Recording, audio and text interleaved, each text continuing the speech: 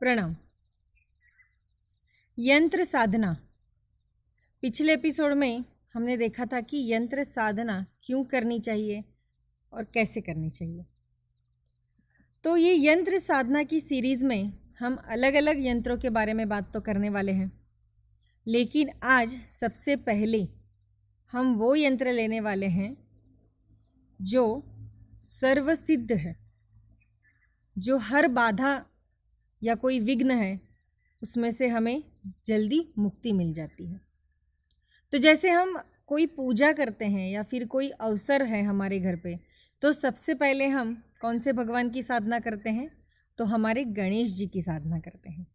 जो हमारे गणेश जी सर्व सिद्धि के दाता हैं, सर्व विघ्न हरता है, जिनकी कृपा से या जिनके साधना करने से हमें रिद्धि और सिद्धि की प्राप्ति होती है, ऐसे ही हमारे गणेश जी का जो यंत्र है वो है श्री गणेश यंत्र।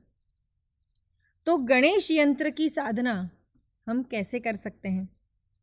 सबसे पहले तो गणेश यंत्र हम कैसे पहचानें?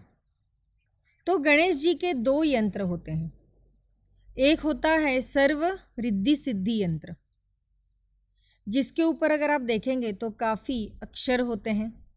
ऐसे अक्षरों से बना हुआ गणेश जी का यंत्र। दूसरा जो सिद्ध यंत्र है गणेश जी का, जिसमें काफ़ी सारे यंत्र लिखे हुए हैं। और एक सर्वसाधारण जो गणेश यंत्र होता है, जिसमें सिर्फ आकृतियाँ होती है और उसमें जो केंद्र बिंदु होता है उसे देख के ही हमें साधना करनी होती है। तो ऐसे 3 प्रकार के यंत्र आपको देखने को मिलेंगे। आपको प्रश्न पड़ेगा कि यंत्र मैं कौन से धातु से बना हुआ लूँ? तो वैसे तो गणेश यंत्र मुझे मेरे गुरुदेव ने बताया था कि अगर हम चांदी में बना के लेते हैं तो वो जल्दी सिद्ध होने वाला और जल्दी फ़ायदा देने वाला होता है। लेकिन सभी की परिस्थिति शायद वैसे नहीं हो सकती कि चांदी का यंत्र ले सकते, तो आप तांबे में बना यंत्र ले सकते हैं।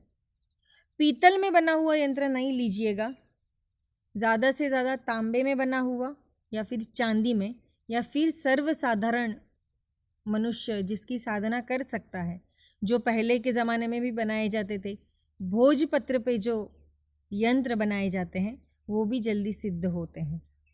तो भोजपत्र पे जो बना यंत्र है वो तो कोई भी व्यक्ति ले सकता है।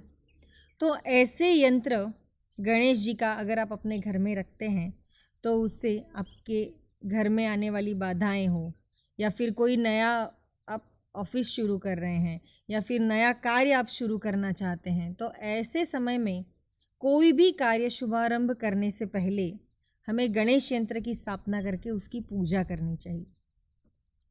वैसे तो सोने में भी यंत्र बनाते हैं, लेकिन वो सभी लोग उसको ले सकते हैं ऐसा नहीं है। लेकिन चांदी में अगर आप ले सकते हैं तो ज़रूर लीजिएगा, नहीं तो भोजपत्र पे जो यंत्र बने हैं। तो सर्व सिद्ध यानी रिद्धि सिद्धि से जो परिपूर्ण है ऐसा यंत्र अगर आप लेते हैं और उसे सिद्ध करना चाहते हैं, वैसे तो वो स्वयं सिद्ध है, लेकिन अगर हम नया यंत्र घर में लाते हैं तो उसे भी हमें पूजा विधि विधान करके उसकी प्रतिस्थापना करनी पड़ती है।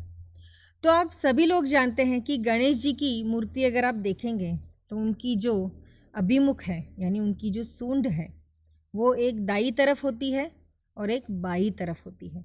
तो ऐसा कहा जाता है कि जो दाई तरफ सूंड वाले जो गणेश जी हैं वो काफ़ी कड़क होते हैं, यानी उनकी अगर आप पूजा करना चाहते हैं या फिर उनकी साधना करना चाहते हैं तो कुछ नियमों का विशेषतः हमें ध्यान रख के उसका पालन करना पड़ता है, क्योंकि वे काफ़ी कड़क ऐसे गणेश जी माने गए हैं, जिसकी साधना करने से आपको त्वरित सिद्धि प्राप्त होती है, या फिर जो मंत्र की आप साधना कर रहे हैं उसका फल भी आपको जल्दी मिलता है ऐसा माना जाता है। लेकिन कुछ नियम है जिसका हमें पालन करना चाहिए।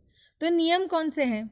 तो सुबह जल्दी उठ के स्नान करके उसके जो मंत्र हैं वो अच्छे से सिद्ध करके, अच्छे से उसका मंत्र जाप करके हवन भी करना ज़रूरी है। ऐसे काफ़ी साधारण, लेकिन हमें जिसका पालन ज़रूर करना पड़े, ऐसे ये सब नियम है।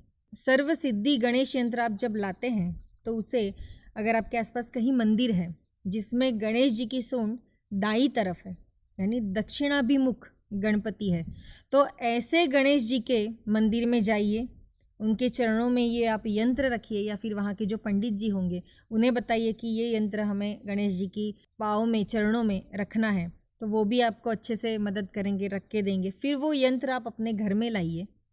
ये गणेश यंत्र जो है वो हमें कब उसकी साधना शुरू करनी है या विधि विधान से उसे अच्छे से प्रतिष्ठा करनी है, तो शुक्ल पक्ष की जो चतुर्थी होती है, जिसे हम विनायक की चतुर्थी कहते हैं, तो विनायक की चतुर्थी के दिन आप ये गणेश यंत्र अपने घर में स्थापित कर सकते हैं, या फिर आपके जहाँ नया ऑफिस आप ले रहे हैं या कुछ नई जगह पे आपका काम शुरू कर रहे हैं, तो ऐसी जगह पे अगर आप ये यंत्र प्रस्थापित करना चाहते हैं तो विनायक की चतुर्थी के दिन आप ये प्रस्थापित कीजिए। अगर उस दिन नहीं पाता है तो मंगलवार के दिन आप अच्छे से सुबह उठिए, स्नान कीजिए और फिर ये जो गणेश यंत्र है उसकी पूजा कीजिए। लेकिन पूजा करने से पहले हमें उसके ऊपर अभिमंत्रित अच्छे से अभिषेक करना है। तो अभिषेक हम कैसे करेंगे? हम पंचामृत से भी कर सकते हैं, या फिर पानी में, अगर आपके घर में केसर है तो उसमें केसर मिलाइए, फिर उससे जो रंग आता है वो बहुत ही सुंदर रंग आता है जब हम पानी में केसर मिक्स करते हैं, तो उससे भी आप कर सकते हैं।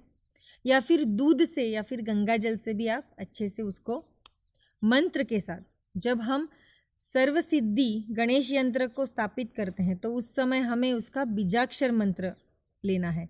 यानी गणेश जी का बीजाक्षर मंत्र कौन सा है? ओम गंग। तो सिर्फ ओम गंग से आपको 108 बार वो अभिषेक करना है। फिर उसके बाद आपकी जो ये फर्स्ट उंगली है उसको उसके ऊपर रख के 11 बार 21 बार आपको ये मंत्र बोलना है, ओम गंग। और ये जो मैंने बताया है अभिषेक, ये सिर्फ पहले ही दिन करना है।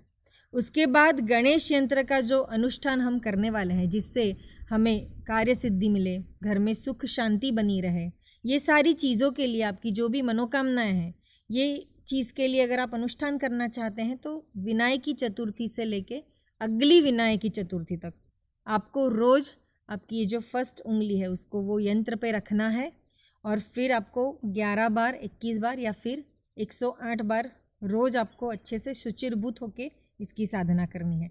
फिर देखिए आपको कैसे फ़ायदा होता है, कैसे हर कार्य आपका सिद्ध होता है, सफलता आपको मिलती है, जो भी आप चाहते हैं वो कार्य धीरे धीरे सिद्ध होने लगेगा। तो ऐसे ये सिद्ध गणेश यंत्र की हम पूजा करते हैं। दूसरा जो मैंने आपको एक यंत्र बताया है गणेश यंत्र, जिसमें सिर्फ आकृतियाँ होती है और बीच में केंद्र बिंदु होता है, तो वो केंद्र बिंदु के ऊपर ध्यान लगा के भी आप ओम गंग गणपतये नमः इस मंत्र का भी आप जाप कर सकते हैं। ज़्यादातर ये यंत्र जो विद्यार्थी अभ्यास कर रहे हैं, जो उत्तीर्ण होना चाहते हैं, या फिर कुछ लोग डॉक्टरेट के एग्ज़ाम देते हैं, कुछ लोग एंट्रेंस एग्ज़ाम्स देते हैं, तो ऐसे जो स्टूडेंट्स हैं जो अपने कार्य में सिद्धि चाहते हैं, हमारे गणेश जी तो बुद्धि के देवता हैं, तो ज़्यादा से ज़्यादा हमारा IQ लेवल बढ़े, जो हम पढ़ रहे हैं उसको अच्छे से याद रहे और परीक्षा में अच्छे नंबर्स लाए, उत्तीर्ण हो, ये सारी चीज़ों के लिए अगर आप अपने बच्चों को या फिर जो भी विद्यार्थी है ये आकृति वाला जो गणेश यंत्र है उसकी अगर रोज़ साधना करते हैं, उसकी पूजा करते हैं, तो उससे भी उनको अच्छे से फ़ायदा होगा। तो ऐसे ये जो गणेश यंत्र है कुछ में नंबर्स लिखे हुए होते हैं, तो वो थोड़ा तांत्रिक की तरफ भी जाते हैं। कुछ लोग सिद्धि प्राप्त करने के लिए, रिद्धि सिद्धि प्राप्त करने के लिए अच्छे से हवन करते हैं, गणेश यंत्र को सामने रखते हैं, फिर गाय का जो घी होता है उसको लेके और धान्य को लेके उसकी आहुति देके वो मंत्र सिद्ध करते हैं। तो ऐसे 3-4 प्रकार के यंत्र के बारे में मैंने आपको बताया है। आपको कौन से यंत्र की साधना करनी है वो आपके अगर कोई गुरु होंगे उनके साथ चर्चा कीजिए। अच्छे से पहले निश्चय कीजिए कि मैं साधना कौन सी और कौन से यंत्र की करना चाहता हूँ, तो वैसे ही अपने घर में यंत्र लाइए और फिर मुझे बताइए कि आपको क्या अच्छे परिणाम मिल रहे हैं। लेकिन ये सारी चीज़ें करने से होंगी। पुष्प कौन से चढ़ाने हैं ये भी प्रश्न आपको पड़ेगा। तो गणेश जी को तो सारे ही पुष्प वैसे पसंद है, लेकिन अगर आपको जैस्मीन का फूल मिलता है या फिर अगर आपको मोगरे का फूल मिलता है तो वो भी चढ़ा सकते हैं, गुलाब का भी फूल चढ़ा सकते हैं, कोई भी फूल चढ़ा सकते हैं, या फिर जो पत्री मैंने बताई है वो पत्री भी आप गणेश यंत्र को चढ़ा सकते हैं। लेकिन करने से होगा, तो ज़रूर ये गणेश यंत्र की साधना कीजिए। तो मिलते हैं अगले एपिसोड में ऐसे ही एक यंत्र के साथ। तब तक हमारे इस चैनल को सब्सक्राइब कीजिए, वीडियो को लाइक और शेयर भी कीजिए, और आपको क्या अनुभव आ रहे हैं वो भी मुझे ज़रूर कमेंट बॉक्स में बताइएगा। धन्यवाद।